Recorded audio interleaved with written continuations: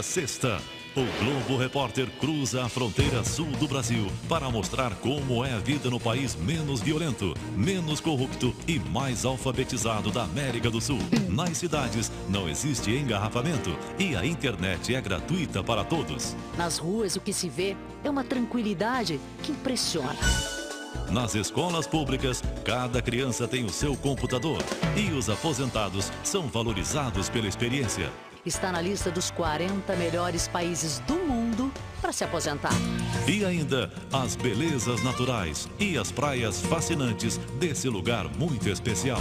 Nesta sexta, no Globo Repórter.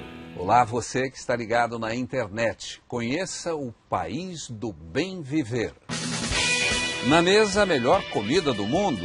A carne de fama internacional assada em fogo de lenha.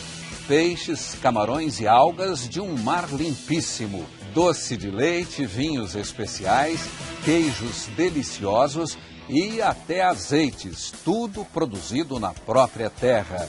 Nas cidades, nenhum engarrafamento. Internet de graça para todo mundo.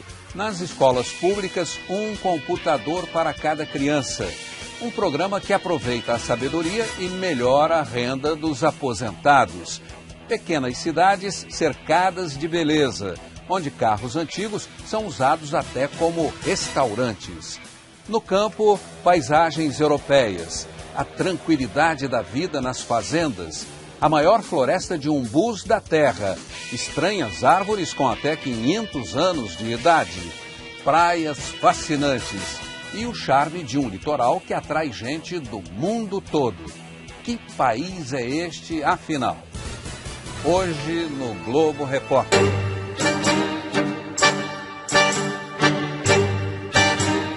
Bem-vindos! Estamos no Uruguai.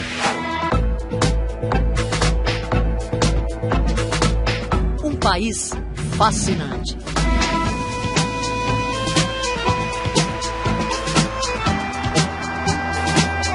Terra do Pampa, que se estende sem fim.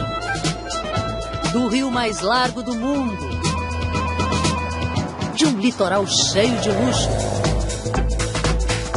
E personalidade. Do assado na brasa. Do doce de leite. E do mate. Um lugar onde a gente não percebe pressa e nem corre-corre. Ao desenhar o seu mapa, o Uruguai ajudou a definir parte de nossa fronteira. Acontece que essas terras, banhadas pelas águas doces do Rio da Prata e pelas praias da costa atlântica, sempre fascinaram. Entre os séculos XVI e XIX, espanhóis, portugueses e até brasileiros brigaram por elas. Agora o Uruguai chama a atenção de novo, mas não de conquistadores. Ele é o queridinho da vez de quem quer ver ou morar num país onde se vive muito e como antigamente. Montevidéu nem parece capital de um país. Tem mais jeito provinciano que cosmopolita. E olha que metade da população uruguaia vive aqui. Entre as ruas, sem engarrafamento, rodeadas por árvores, exibe um dos caminhos mais charmosos da cidade. A Rambla, esse calçadão com 20 quilômetros, debruçado sobre o Rio da Prata, que liga a cidade colonial à cidade moderna. Aqui não tem blackout nem engarrafamento. E os motoristas encontram nas ruas mais gentilezas que faróis. A capital uruguaia tem um ar de nostalgia espalhado pelos jardins, casarões e prédios que exibem na fachada estilos arquitetônicos dos últimos 2 séculos. O Teatro Solís é uma das construções mais lindas da cidade. O Palácio Salvo, com suas torres que lembram o gótico e chegam a 70 metros, já foi o mais alto da América do Sul.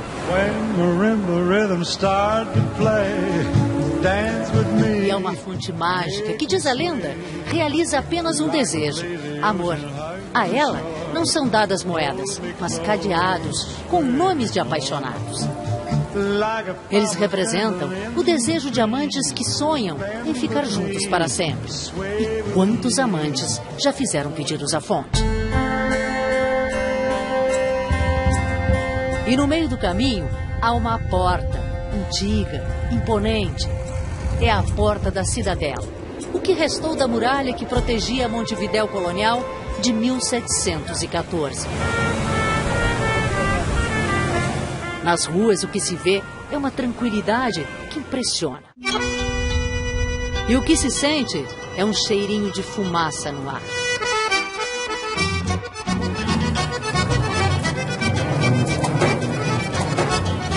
Sempre tem um fogo pronto para preparar o prato preferido de quem mora aqui.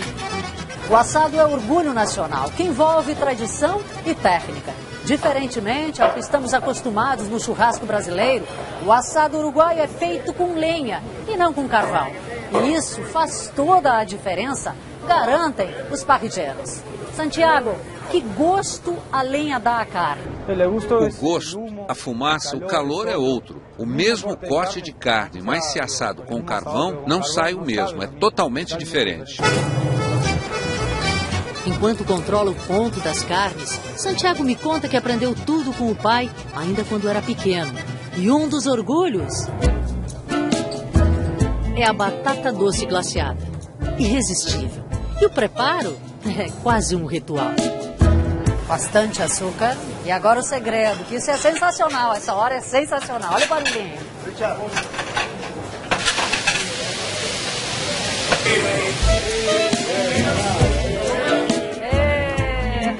É uma festa. Todo mundo comemorando a batata.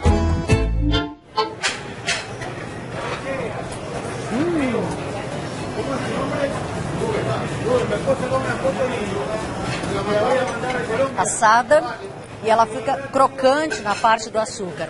Realmente simples, mas deliciosa. Na grelha vai um pouco de tudo. Carnes, linguiças, miúdos, pimentões, abóboras, cebolas e tomates. Produtos que vêm direto das grandes e tradicionais estâncias e das pequenas propriedades rurais. E o Uruguai está cheio delas, com pessoas que vivem da terra, do que colhem dessa terra fértil e generosa. São lugares de lindas paisagens, com casinhas distantes e povoados que são uma graça. Esse é o povoado Éden, onde vivem 200 pessoas.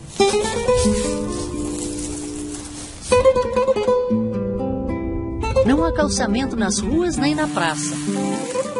Há uma igreja, casas e um silêncio surpreendente. Em lugares assim, vivem cerca de 200 mil agricultores que cultivam principalmente uvas, arroz, laranja e legumes e que não faz muito tempo começaram a dar espaço também às oliveiras. E são elas que dão esse jeitinho de Itália às pequenas colinas uruguaias. Uma vez por ano, as árvores ficam repletas de azeitonas e a colheita é feita com todo o cuidado, como um carinho, manualmente, para não machucar as frutas. Essas azeitonas demoraram 1 ano para estar no ponto de colheita e o bom é que nós chegamos aqui bem nesta época. Elas vão dar origem a um azeite extra virgem e aqui está a minha parte na colheita, uns 9, 10 quilos de azeitonas. O suficiente para produzir 1 litro de azeite.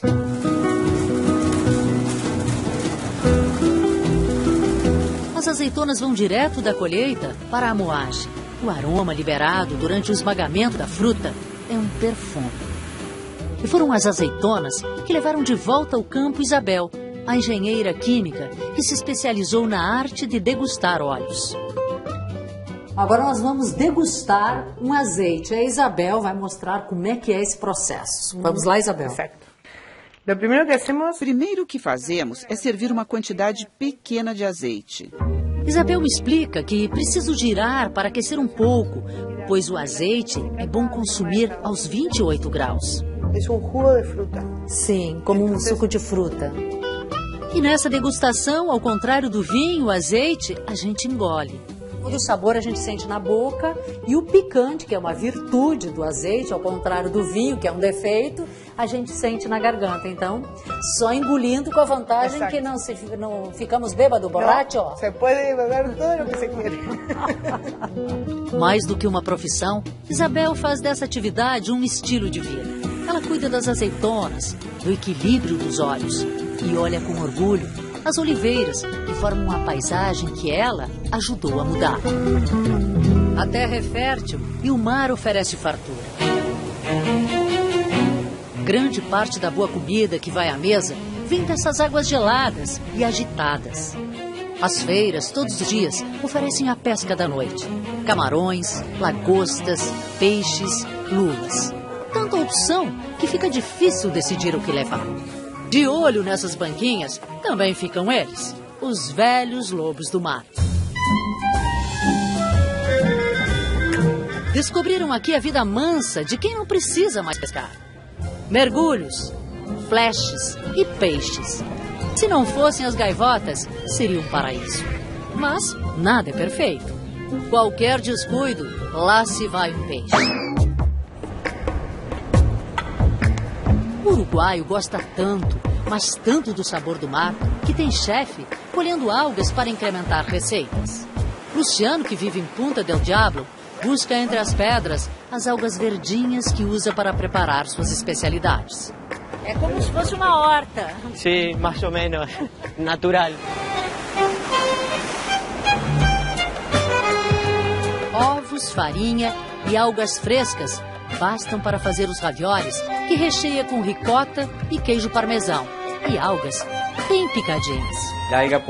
A alga pode ser um dos alimentos do futuro e tem muitas vitaminas. A única coisa que temos que fazer é cuidar da natureza.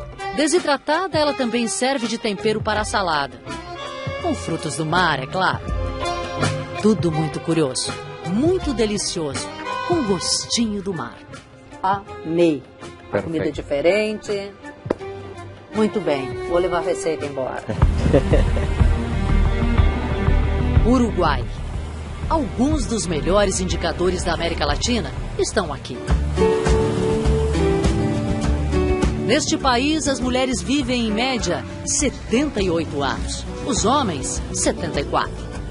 É considerado o país menos corrupto, o mais alfabetizado e o menos violento. E ainda está na lista dos 40 melhores países do mundo para se aposentar. O Uruguai atualmente tem tido 10 anos de crescimento econômico muito importante, inclusive com alguns anos com taxas perto dos 7%, né, taxas nunca vistas no Uruguai. E isso tem permitido, digamos, a melhoria da vida, a diminuição dos índices da pobreza. É um país tranquilo, o estilo de vida é mais sossegado e tem muitos atrativos culturais.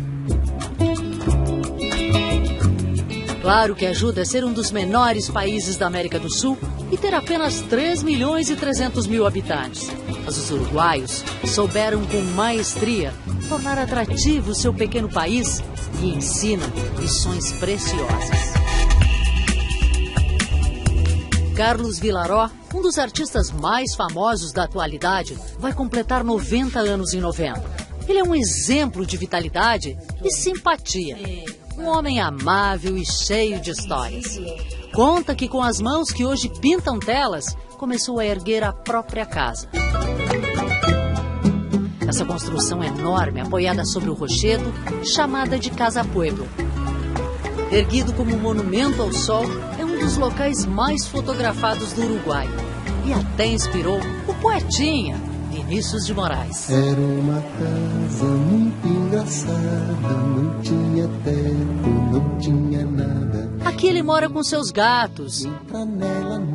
Tem seu ateliê e uma vista deslumbrante de Punta del Este. Pergunto qual o segredo para uma vida longa e feliz. O segredo está primeiro na generosidade, no prazer de saber doar, no encontro com as pessoas e amá-las. Eu sou um homem feliz. Felizes também são esses casais. Para eles e para a maioria dos uruguaios, vale a máxima que normalmente usamos em tom de brincadeira. Está estressado? Vá pescar. Malaquias e Rosa, Osvaldo e Agostina são amigos e pescam juntos há 50 anos. Bem-humorados, eles contam que não abrem mão de dias assim para descansar, que a felicidade vem de coisas muito simples. Tomamos mate, comemos assado, tomamos vinho e desfrutamos da tarde pescando. Pescam num lugar que no Uruguai se chama de paisagem protegida. E existem muitos. Aqui a interferência do homem tem limites. Não pode colocar em risco a vida silvestre, nem modificar a paisagem. Até porque esse é um paraíso para aves migratórias. É um espetáculo ver a Laguna de Rocha tão pertinho do mar. Uma harmonia, uma simbiose que foi produzida ao longo dos anos e queremos ir conservando, porque é bom ao bem-estar dos seres humanos e da natureza. E um pouco é a proposta do país que estamos preservando.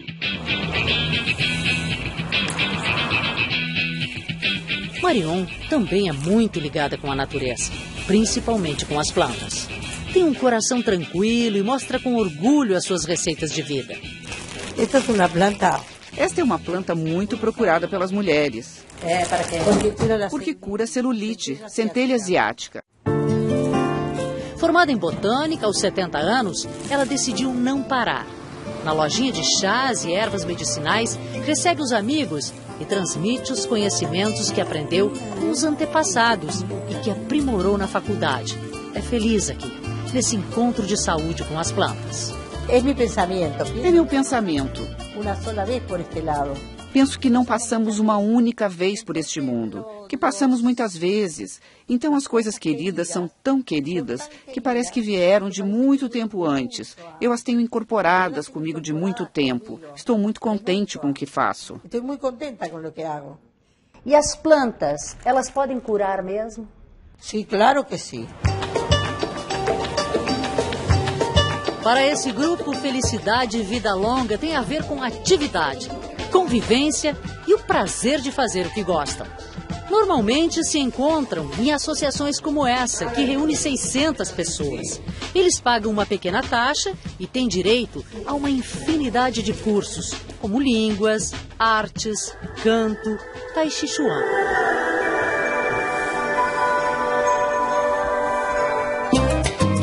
Mas as aulas mais disputadas são mesmo as de informática. Aqui elas aprendem a usar o ratão, para nós brasileiros, mouse. Golpe ou 2 golpes sobre essa tecla de ratão. Essa linguagem que nós idosos teremos que conquistar para que possamos nos entender com nossos filhos, netos, enfim, com as gerações mais jovens. Quando pergunto como o grupo se sente, as frases são sempre curtas e definitivas. Hoje me sinto livre, viva. Me sinto bem, espiritualmente e fisicamente. Vontade de viver que chamou a atenção da Universidade da República de Montevidéu. Em primeiro lugar, se costuma dizer que o envelhecimento da população é como um perigo para a sociedade. Isso não é certo, é falso. O Uruguai não está em nenhum perigo com o envelhecimento demográfico. O Brasil vai envelhecer muito nas próximas décadas do ponto de vista da sua população. Vai ser, creio, o país que mais vai envelhecer no mundo do ponto da velocidade. Na realidade, isso é uma oportunidade. Seguimos viagem pelo oeste do Uruguai para conhecer Carmelo, na região dos vinhedos. Uma ponte que parece enfeite, de ferro pintada de vermelho, recebe quem chega à cidade. Os moradores de Carmelo se orgulham de suas tradições e da vida generosa que levam, ou melhor, deliciosa, cheia de sensações e opções não só para ganhar, mas para celebrar a vida. O Uruguai tem muitas receitas para conquistar o paladar e colocar na mesa produtos de qualidade. O doce de leite é um dos melhores do mundo e o queijo produzido aqui também está conquistando fama.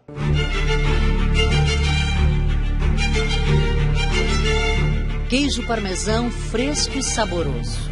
O luxo aqui está nas mãos que amassam o pão. Que depois de assado, vai à mesa macio e cheiroso.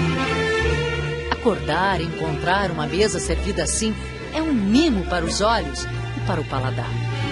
Bom dia! O que mais você gosta nessa mesa de produtos uruguaios? Eu gosto demais de iogurte. Muito rico, sim. Muito rico. Desde menino, provo iogurte assim. Em copo de vidro, natural e caseiro. E o clássico da Argentina e do Uruguai. Doce de leite. Todas essas delícias são produzidas em pequenas propriedades chamadas de fincas. Lugares de lindas e tranquilas paisagens.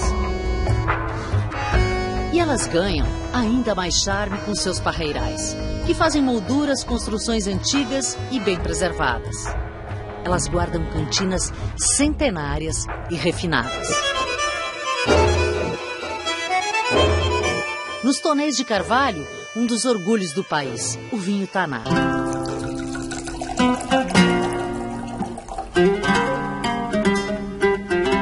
A enóloga Valéria Ciola me explica que o Taná é uma especialidade dos uruguaios. Um vinho forte, de personalidade, que harmoniza muito bem com os queijos uruguaios mais suaves. E nessa mistura deliciosa de pães, vinhos, queijos e presuntos. Aqui se produz um pouco de tudo. O que isso tem a ver com a cultura do Uruguai? Muitíssimo, porque o Uruguai é um país... Muitíssimo, porque o Uruguai é um país agrícola. Quem nos visita, creio que pode ter uma experiência sensorial única. Nós recebemos, temos as adegas, os vinhedos, podem degustar os vinhos, acompanhados com nossos queijos.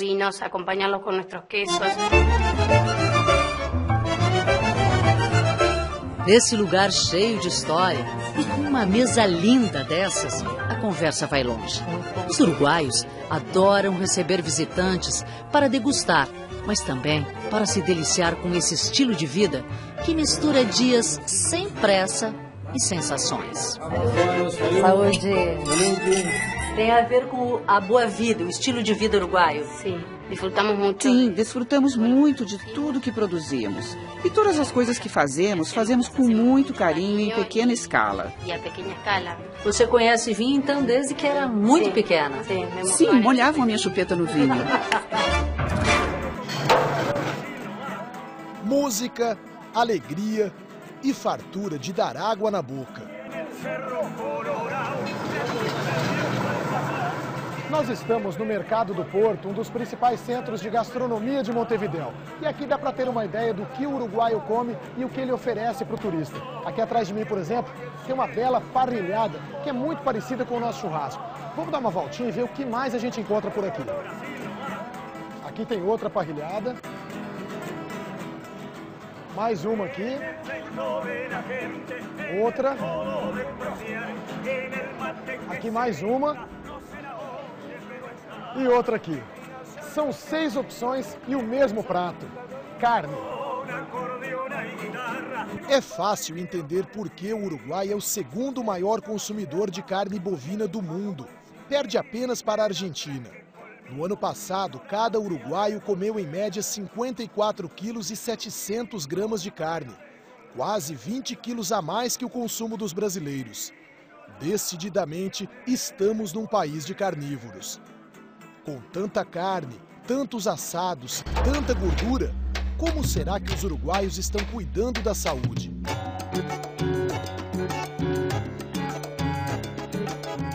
A ciência já descobriu que dentro dessas garrafas existem substâncias que fazem bem à nossa saúde. Ajudam a prevenir doenças, especialmente as do coração. Agora, novas pesquisas revelam que a quantidade dessas substâncias é maior em algumas variedades de uva. Uma das campeãs é a Taná, a uva mais plantada no Uruguai. A variedade que produz um vinho de vermelho intenso foi trazida da França no fim do século XIX. O nome Taná se deve à forte presença de taninos, que são antioxidantes naturais. Combatem o envelhecimento precoce e ajudam a prevenir doenças, entre elas alguns tipos de câncer. Uma pesquisa do Instituto Clemente Stabile, em Montevidéu, comparou 3 variedades de vinhos produzidos no Uruguai: Taná, Merlot e Cabernet Sauvignon. A pergunta era: qual dos 3 tipos de vinho seria capaz de retardar por mais tempo a decomposição em cérebros de ratos. O vinho Taná obteve de longe o melhor resultado. Todos nós temos defesas que são capazes de contra-atacar os radicais livres. Mas quando eles estão numa quantidade excessiva, nossas próprias defesas não são suficientes. Então, os antioxidantes vão ajudar o organismo a atacar estes radicais livres e a melhorar certas enfermidades onde se produz isso. No Brasil, outra descoberta. Pesquisadores da PUC de Porto Alegre também compararam vários tipos de vinho tinto e encontraram no Taná uma elevada quantidade de resveratrol, um antioxidante potente, batizado de elixir da juventude. O resveratrol é um antioxidante diferente, porque ele vai atuar numa proteína chamada sirtuína, que está ligada ao envelhecimento. Essa proteína sirtuína evita doenças do envelhecimento, como Parkinson, Alzheimer, doenças cardiovasculares. O cardiologista e professor da Universidade Católica de Montevidéu, Ricardo Benedetti, indica o Taná para seus pacientes, mas alerta. Se tu eres consumidor de vinho, se você já é consumidor de vinho, siga tomando em doses pequenas, porque o vinho pode, em quantidades grandes, levar ao vício. E aí entra um outro problema. E aí entram outros problemas. Saúde. Os pacientes que seguem a recomendação perceberam melhoras. O narrador esportivo Carlos Munhoz toma 1 taça de Taná por dia no jantar e diz que o bom colesterol subiu de 50 para 60 miligramas, o que afasta o risco de um infarto, por exemplo. O senhor está sentindo melhor? Sim, perfeitamente. Perfeitamente. Eu também saí do consultório com a mesma indicação. Dr. Ricardo Benedetti. Dr. Benedetti recomendou 1 taça de vinho Taná por dia. Assinou e carimbou a receita. Já que aqui tem substâncias que fazem bem à saúde, que vão nos deixar mais saudáveis. Saúde, saúde. Jaleco branco, laço azul no pescoço, Valentino, 10 anos, é uma das quase 300 mil crianças que usam o mesmo uniforme do tempo de seus pais. A diferença entre as gerações é que agora os alunos descobrem o mundo em segundos, pela internet. Todos eles estão nos mostrando imagens do Brasil. Olha aqui, ó. O que você encontrou aí? Onde é? Rio de Janeiro. Rio de Janeiro, é lindo. A ideia é fazer com que o computador deixe de ser um privilégio para se tornar um direito. Todas as crianças maiores de 6 anos, quando ingressam nas escolas públicas aqui do Uruguai, elas ganham um computador e acesso grátis à internet. Além de pesquisa, o computador é usado para leitura, lições de casa e, claro, nas horas de folga eles aproveitam para jogar. Isso é um elemento que lhes permite descobrir um mundo desconhecido e também lhes permite aprender. E o professor tem que acompanhar essa mudança. E as crianças, às vezes, nos ajudam muito mais rápido na aprendizagem. O projeto começou há 6 anos e, além dos computadores, é oferecida a manutenção. As crianças não precisam andar mais que 300 metros para acessar a rede. Aliás, todas as praças, parques e prédios públicos têm internet livre e de qualidade. Um serviço que é oferecido de graça também pelo comércio. A aula acabou e a família do Valentino está reunida aqui na praça. E as crianças, ao invés de estarem por aí correndo, olha só, no computador. Vamos ver. Valentino, dá para conectar a internet aqui na praça? Sim, dá. É uma ferramenta fácil de utilizar. Permite navegar pela internet, buscar coisas úteis, programas. Você sabe usar o computador como o Valentino? Me ensinou o Valentino. Os computadores fazem parte dos planos para capacitar quem começa a vida no Uruguai. No tempo do seu Luiz, não existia essa facilidade. Ele já está aposentado, mas também faz parte de um plano e voltou ao trabalho. Desta vez, para ensinar, na prática, tudo o que sabe sobre construção civil. Sou jovem ainda, penso, com 64 anos, e quero fazer algo. E o que melhor que ensinar quem não sabe para capacitar as pessoas que entram no ramo pela primeira vez. Os aposentados uruguaios ganham em torno de 15 mil pesos mensais, pouco mais de R$ 1.600. Quando voltam ao trabalho nesse projeto do governo de compartilhar experiências, quase dobram a renda. Recebem 12 mil pesos por 20 horas semanais.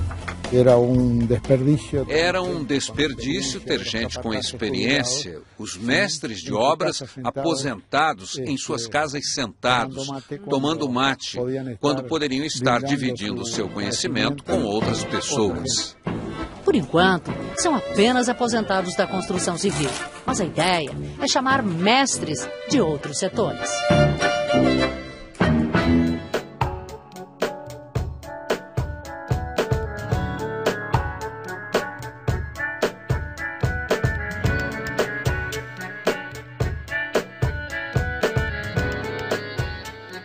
Bessandro, o programa mostrou muita coisa lá no Uruguai, mas obviamente o programa tem um tempo, uma duração e não mostrou tudo. Agora, o que é que você, não só você e a equipe, que a equipe foi um cinegrafista, um produtor, um auxiliar técnico, e tivemos 2 parceiros que conduziram o nosso motorhome lá pelas estradas do Uruguai. Vou aproveitar para apresentar o pessoal que participou da produção. O nosso auxiliar técnico, Paulo Evaristo. Tudo bem, Paulão? Tudo bem. Tranquilo. O nosso produtor, jornalista James Alberto. James, foi bom trabalhar no motorhome? Foi muito bom, ajudava, facilitava para chegar nos lugares. A gente acordava cedo, dormia tarde, trabalhou muito. Então facilitou bastante. Claro, quem filmou isso tudo foi o repórter cinematográfico Carlos Costa. E a gente teve também um pessoal de apoio. O nosso motorista, o Augusto, o nosso copiloto e navegador, o Iguaçu. Eles estão preparando um cafezinho e essa é uma das vantagens de trabalhar no motorhome. A gente pode escolher a paisagem para improvisar uma refeição. Agora, por exemplo, a gente está aqui no Forte Santa Teresa, no Chuí, fronteira com o Brasil. E o que você não mostrou no programa que você gostaria de mostrar? Você sabe que tem uma coisa que chamou muita atenção da gente, foi em Montevidéu. Montevidéu é uma cidade curiosa, é uma capital e ela é ao mesmo tempo uma cidade tranquila. E, Sérgio, não sei se é porque a gente está tão acostumado com a nossa correria, com o nosso trânsito aqui, uma coisa que me chamou muita atenção é o respeito ao pedestre. Atravessar uma rua em Montevidéu, pisar na faixa de segurança, é o sinal automático para o carro parar. E o carro para. O carro para. Isso é surpreendente. A gente conversou com o escritor, com o Eduardo Galeano, que ele é apaixonado por Montevidéu e ele deu uma definição bem bonita da cidade e da paixão que ele tem pela capital do Uruguai. Eu nasci aqui, em Montevidéu, estou muito contente de ter nascido aqui, eu amo essa cidade. Montevidéu é uma cidade onde ainda é possível caminhar e respirar, que são 2 atividades importantes, respirar e caminhar. Caminhar na beira-mar, deixar que as pernas resolvam as contradições da alma. Daí eu estou... Cada caminhada é uma poupança de fortunas imensas que senão eu estaria gastando no psicoanálise. E numa reportagem dessa, dá para se divertir um pouco? Acontece muita coisa curiosa ou só se trabalha? Não, a gente se diverte até com os erros, que a gente não mostra no programa, mas que eles existem, né? Ok.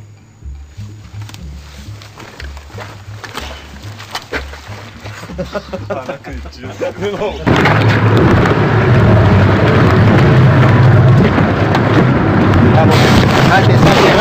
Rápido, vamos.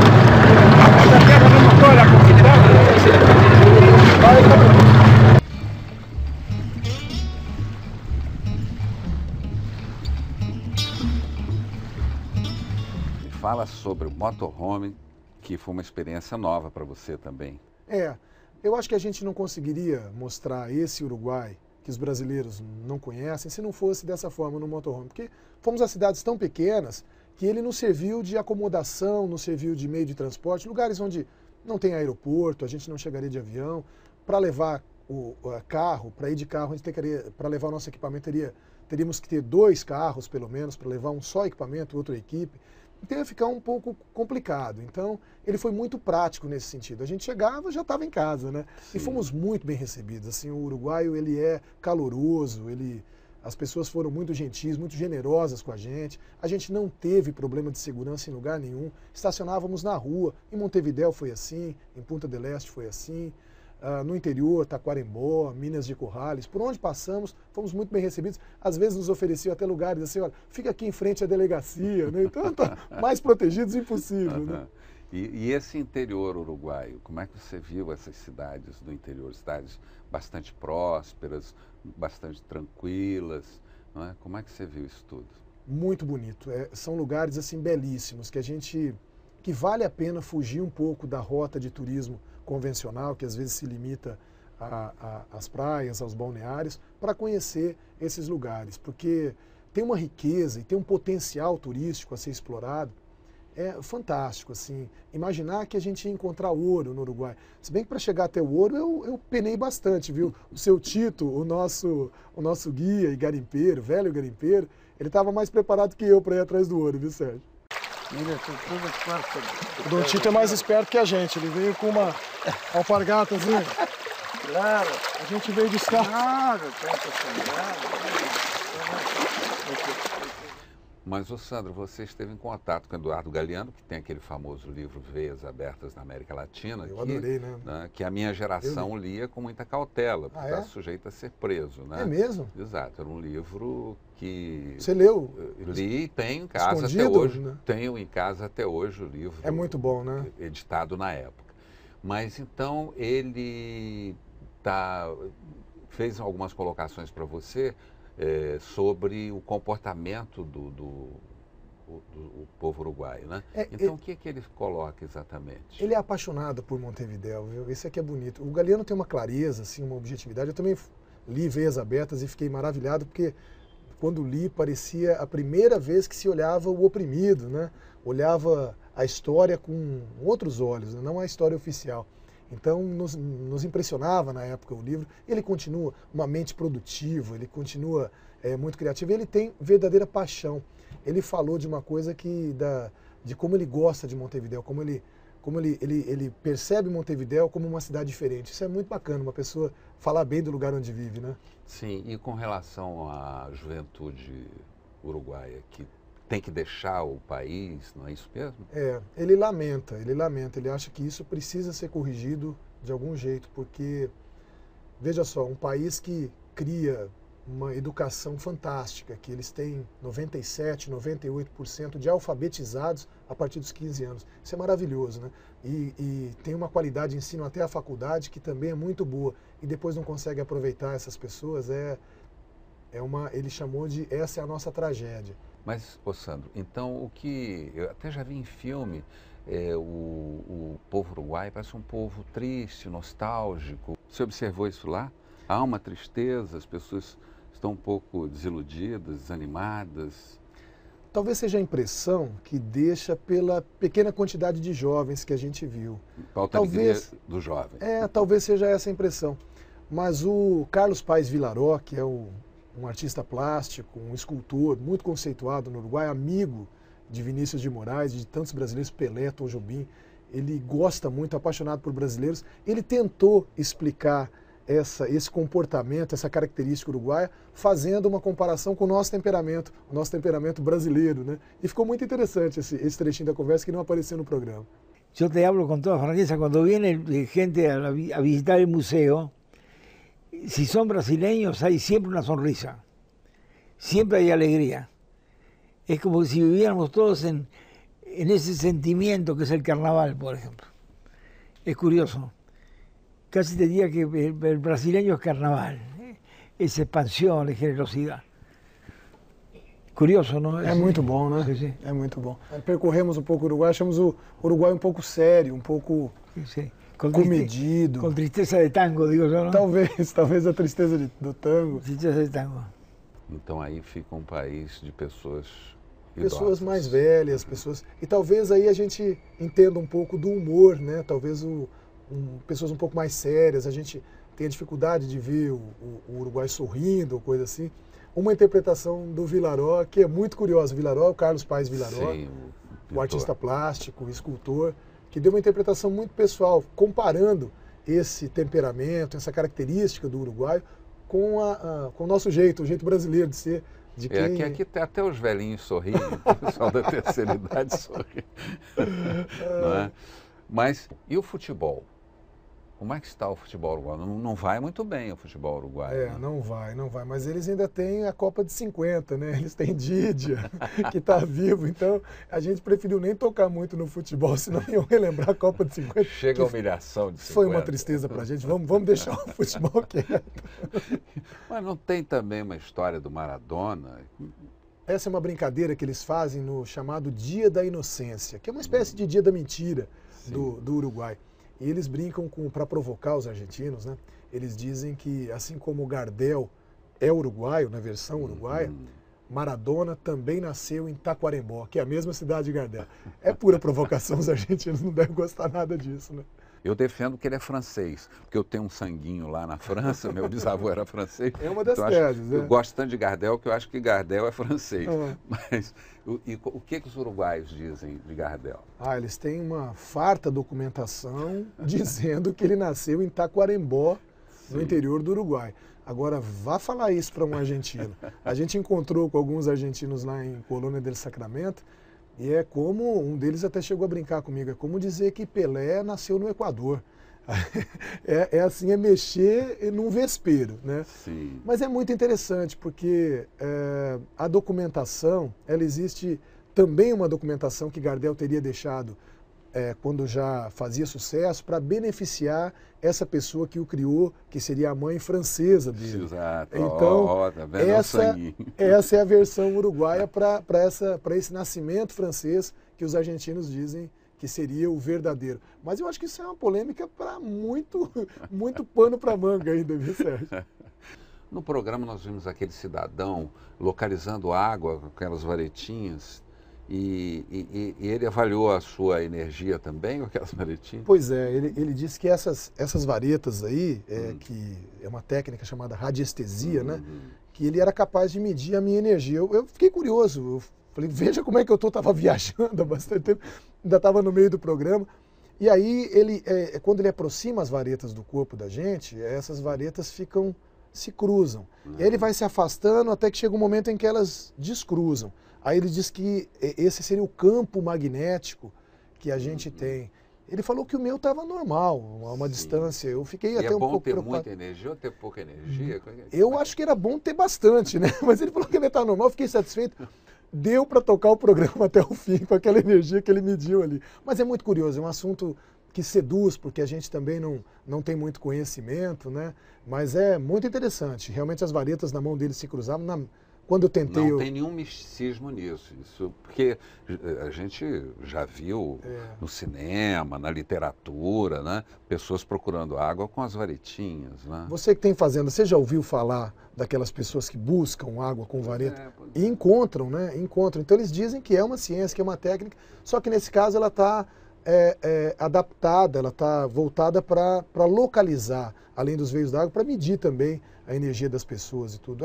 A gente vê isso com muita curiosidade, né? Porque eles estão um tanto quanto místicos, né? Você esteve lá em Piriápolis. Piriápolis, exatamente. Então, como é que é a coisa, como é que funciona a coisa lá? É uma cidade mística?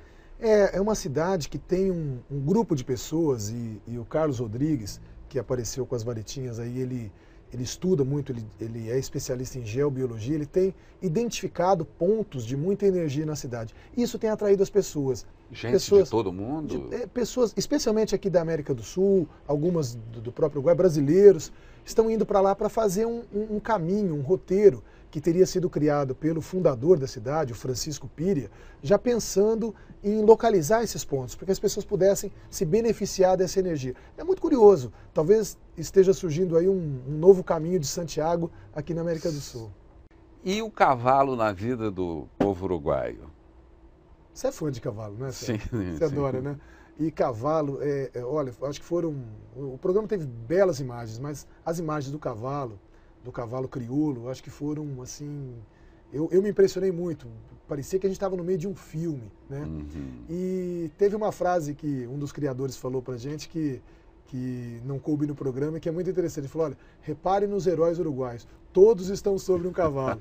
Então, quer dizer, a história do Uruguai está intimamente ligada. Dominar o Pampa, o cavalo foi fundamental. Né? Eu só lamento que eles não experimentem o manga-larga machador. Eu sou fã. É o que você gosta. Depois, quando se sentarem os heróis uruguaios, sentarem no manga-larga machador, nunca mais vão apiar. Mas você viu o crioulo, né? É muito bonito, Sim, né? Um belo animal. O cavalo é muito bonito. O cavalo é um belo animal. Então, aqui nos nossos programas, nós gostamos muito de natureza. Temos sempre, né, no Globo Repórter, belas imagens da natureza. E a natureza uruguaia? O que é que você viu de surpreendente? É quase tudo surpreendente, né?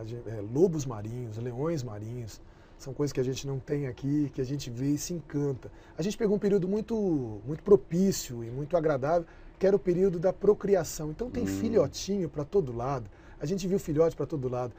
Cervos, a gente viu os próprios lobinhos, a gente viu até um puminha, um filhotinho de puma que nasceu, esse num zoológico, que era o bicho que dominava as poucas matas do Uruguai, mas era o felino, o predador, né, que hoje já não se acha mais na natureza e que eles estão tentando reproduzir. Agora, uma coisa que o internauta deve saber, é um país que merece ser visitado. Não só aqueles pontos que a gente já conhece, mas o interior, ele é um povo muito caloroso, muito receptivo, muito generoso na hospitalidade e que vale a pena conhecer. Está pertinho da gente, às vezes a gente vai para tão longe e não conhece o nosso vizinho. Né? Eu indicaria o Uruguai para uma visita, para um passeio, que vale a pena.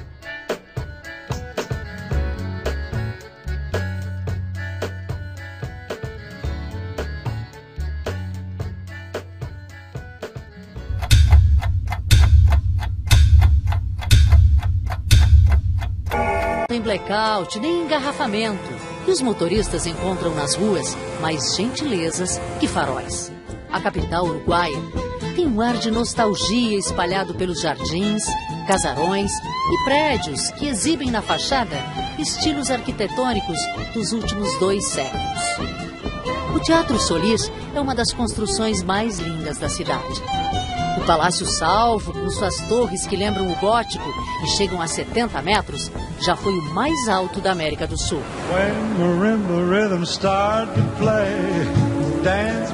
E é uma fonte mágica que, diz a lenda, realiza apenas um desejo: amor.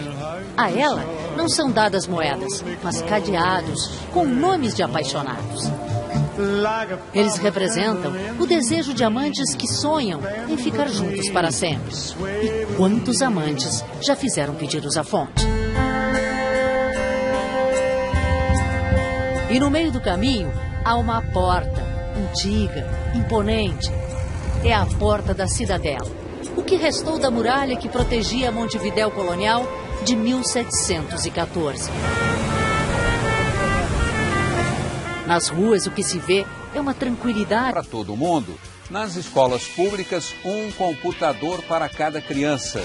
Um programa que aproveita a sabedoria e melhora a renda dos aposentados.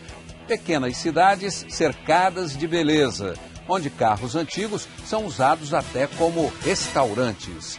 No campo, paisagens europeias, a tranquilidade da vida nas fazendas, a maior floresta de umbus da Terra, estranhas árvores com até 500 anos de idade, praias fascinantes e o charme de um litoral que atrai gente do mundo todo.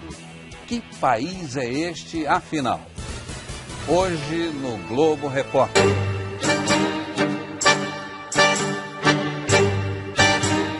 Bem-vindos! Estamos no Uruguai.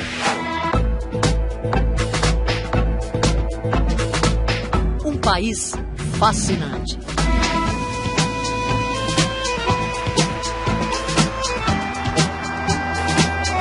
Terra do Pampa, que se estende sem fim. Do rio mais largo do mundo. De um litoral cheio de luxo.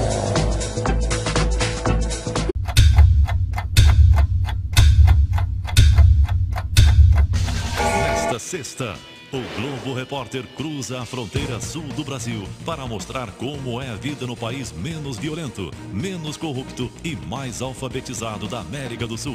Nas cidades não existe engarrafamento e a internet é gratuita para todos. Nas ruas o que se vê é uma tranquilidade que impressiona. Nas escolas públicas, cada criança tem o seu computador e os aposentados são valorizados pela experiência. Está na lista dos 40 melhores países do mundo para se aposentar. E ainda as belezas naturais e as praias fascinantes desse lugar muito especial. Nesta sexta, no Globo Repórter. Olá, você que está ligado na internet. Conheça o país do bem viver. Na mesa, a melhor comida do mundo. A carne de fama internacional assada em fogo de lenha. Peixes, camarões e algas de um mar limpíssimo. Doce de leite, vinhos especiais, queijos deliciosos e até azeites. Tudo produzido na própria terra. Nas cidades, nenhum engarrafamento. Internet de graça. Personalidade. Do assado na brasa. Do doce de leite. E do mate. Um lugar onde a gente não percebe pressa e nem corre-corre. Ao desenhar o seu mapa, o Uruguai ajudou a definir parte de nossa fronteira. Acontece que essas terras, banhadas pelas águas doces do Rio da Prata e pelas praias da costa atlântica, sempre fascinaram. Entre os séculos 16 e 19, espanhóis, portugueses e até brasileiros brigaram por elas. Agora o Uruguai chama a atenção de novo, mas não de conquistadores. Ele é o queridinho da vez de quem quer ver ou morar num país onde se vive muito e como antigamente. Montevidéu nem parece capital de um país. Tem mais jeito provinciano que cosmopolita. E olha que metade da população uruguaia vive aqui. Entre as ruas, sem engarrafamento, rodeadas por árvores, exibe um dos caminhos mais charmosos da cidade. A Rambla, esse calçadão com 20 quilômetros, debruçado sobre o Rio da Prata, que liga a cidade colonial à cidade moderna. Aqui não tem jeito, que impressiona. E o que se sente é um cheirinho de fumaça no ar.